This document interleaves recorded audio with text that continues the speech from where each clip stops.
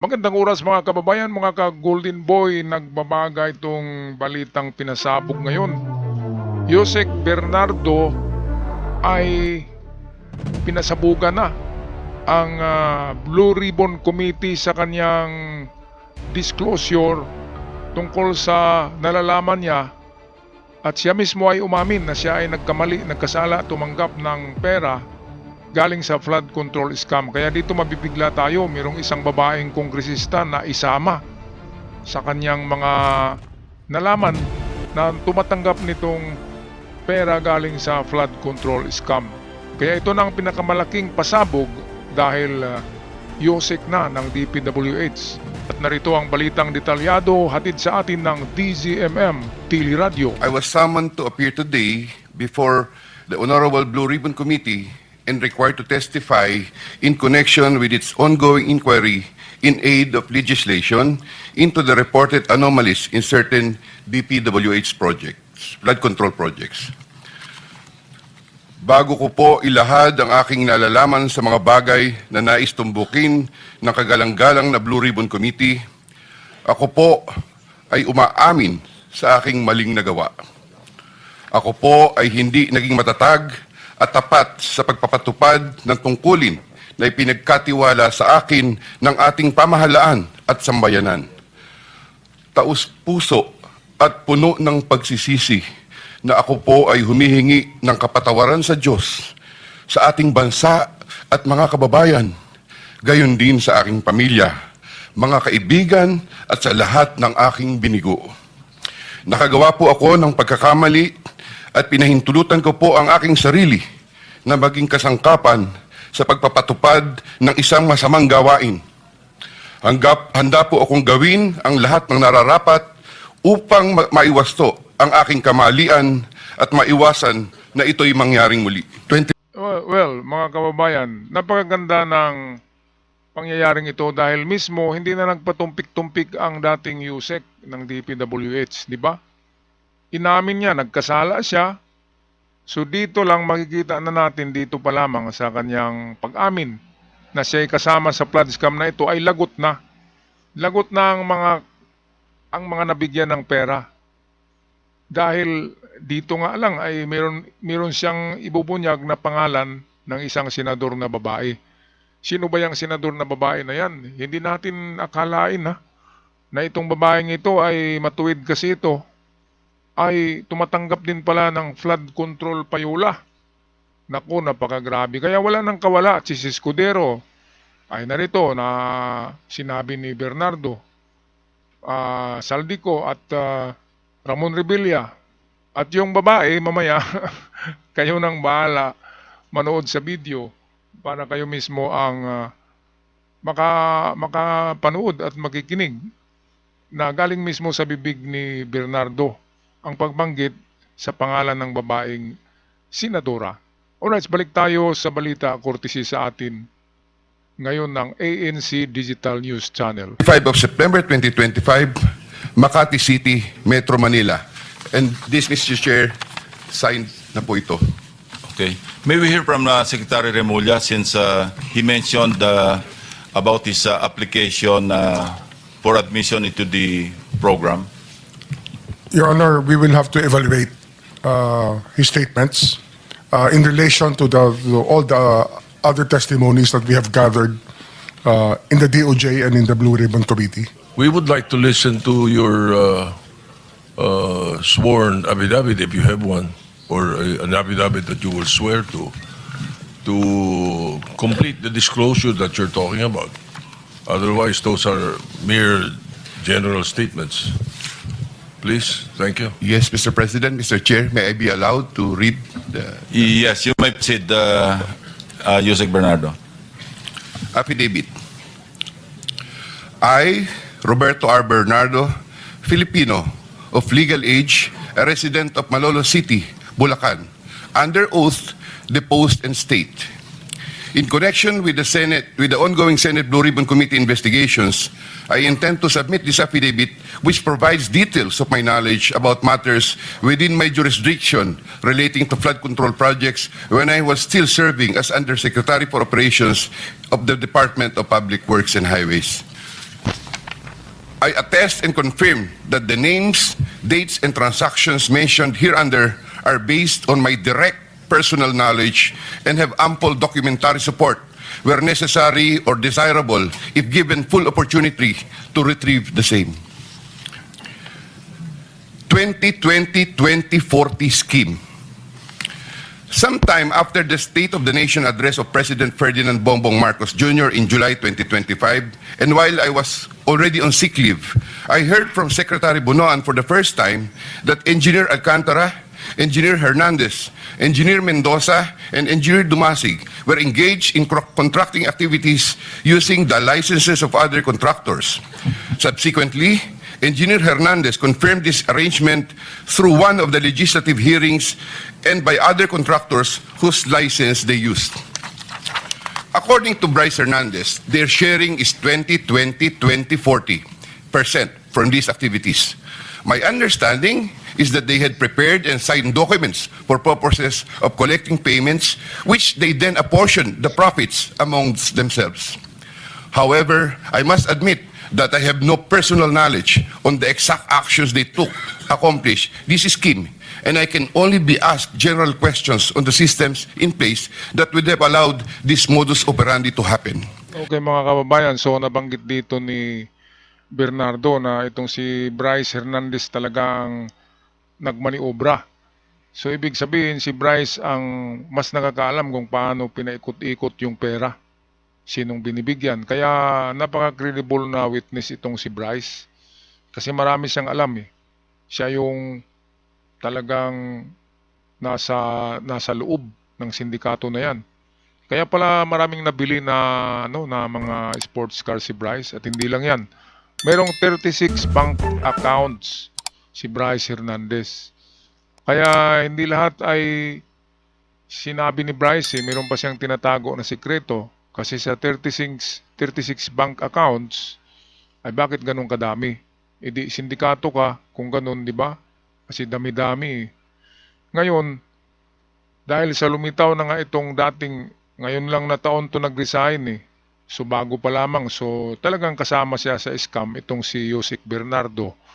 Ayon sa balita ay 2% ang kanyang tinatanggap. Siya mismo ang nagsabi na 2% sa kabuuang mga proyekto tinatanggap niya. Malaki ang 2%. Kasi kung bilyones ang proyekto, 2% noon ay malaki rin.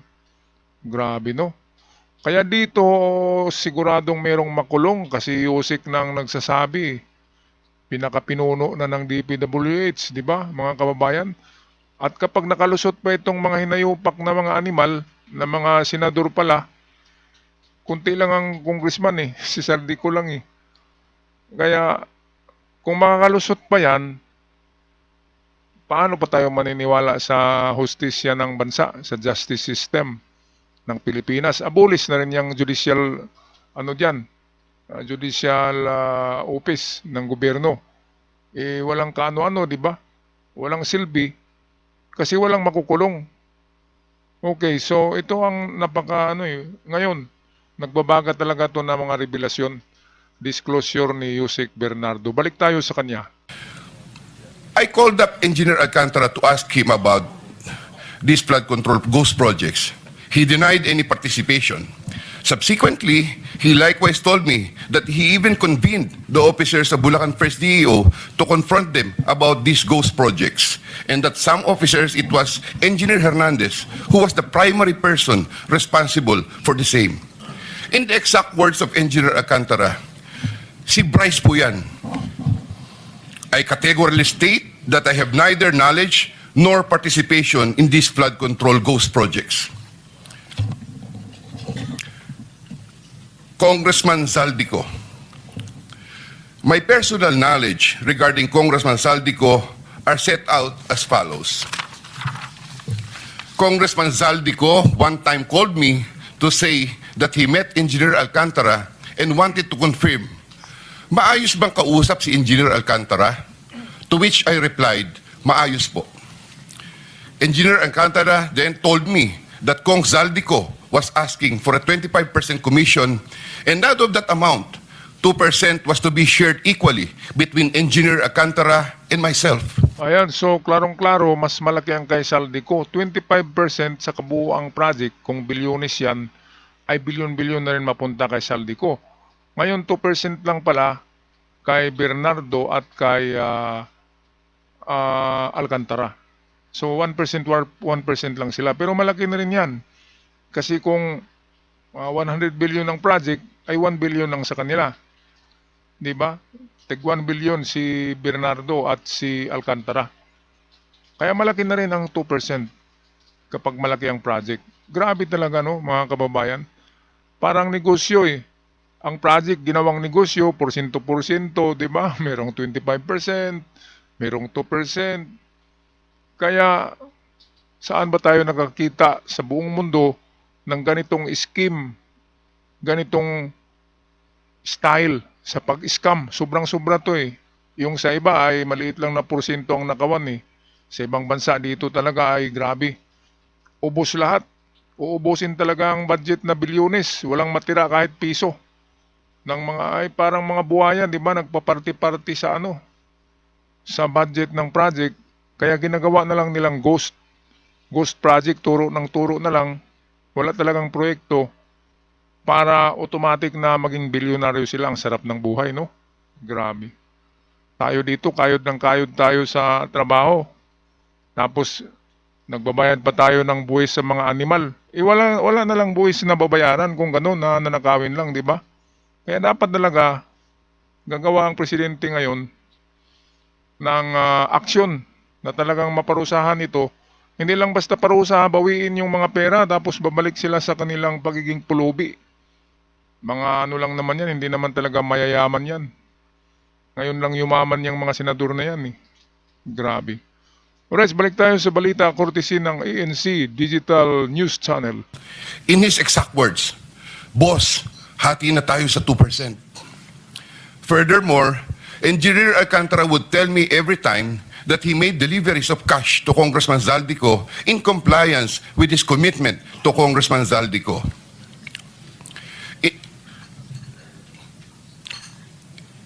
In this affidavit, I shall mention my personal knowledge regarding Senator Chis Escudero as follows. Ayan, patay ka na ngayon. Maynard Ngu and I are close friends, and we go years back. He is also a close friend and campaign contributor of Senator Chis Escudero.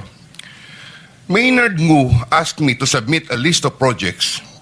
I personally submitted a list of projects to Maynard Ngu, and some of the items therein pertaining to Valenzuela and Marinduque projects were subsequently included in the General Appropriations Act.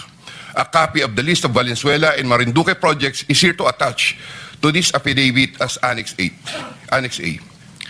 When I gave him the list and in relation to the commitment, I asked him, "Boss, paano to?"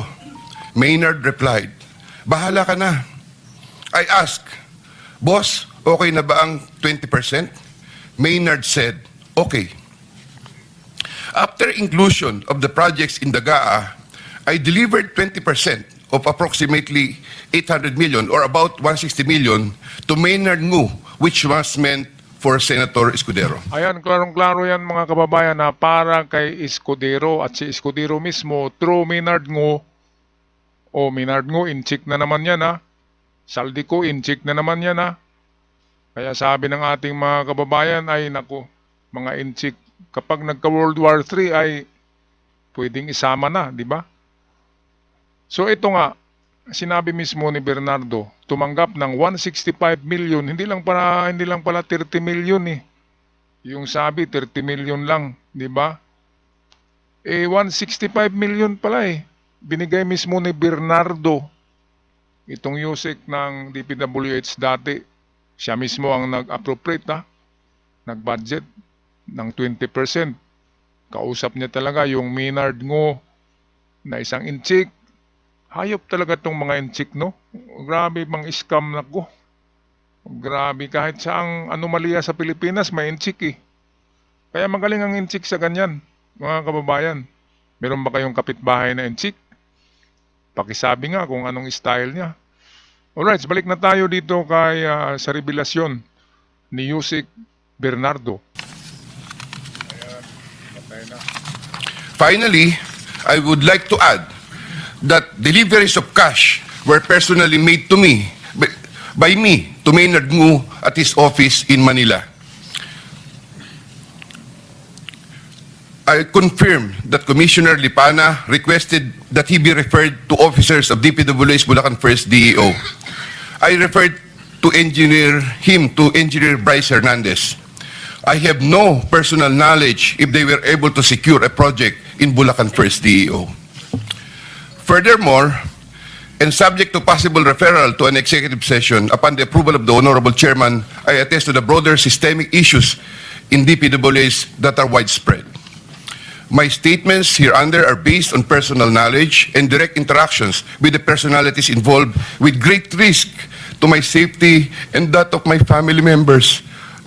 I confirm the following.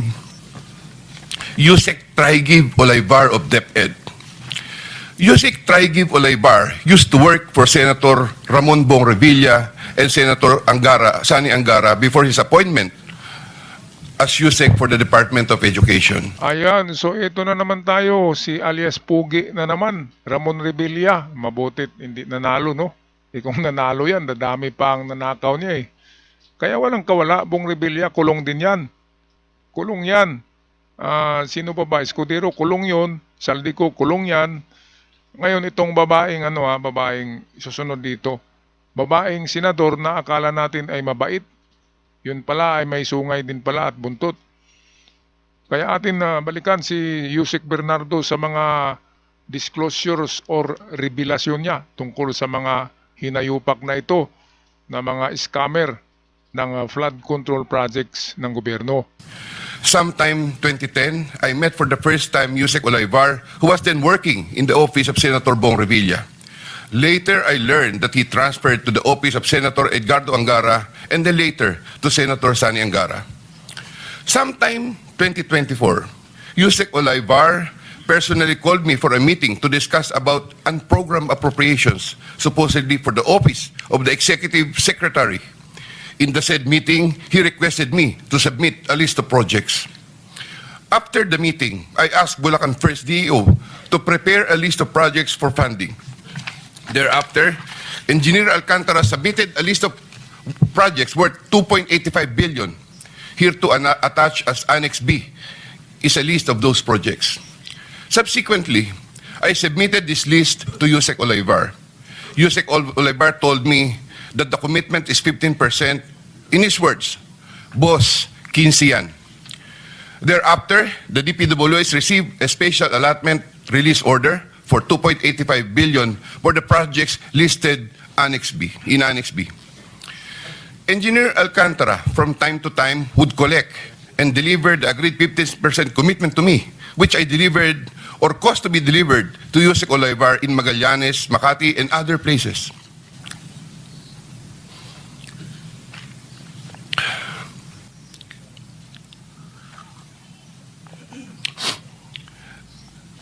Grabe oh. Tingnan niyo ito mga kababayan oh. Hindi ma-drawing yung mukha ni Lacson sa revelasyon eh.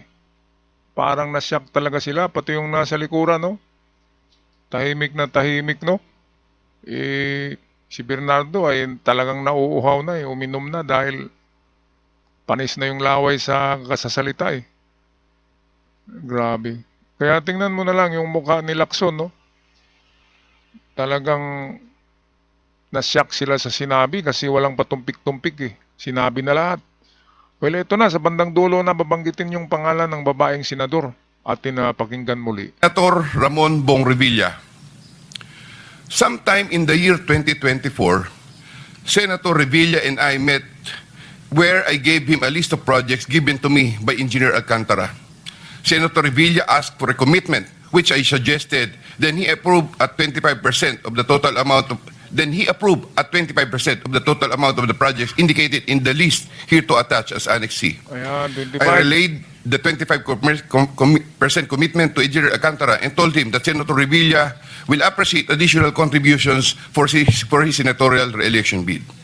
Engineer Alcantara collected the 25% commitment, or about 125 million, which was turned over to me and then delivered to Senator Revilla in his house in Cavite.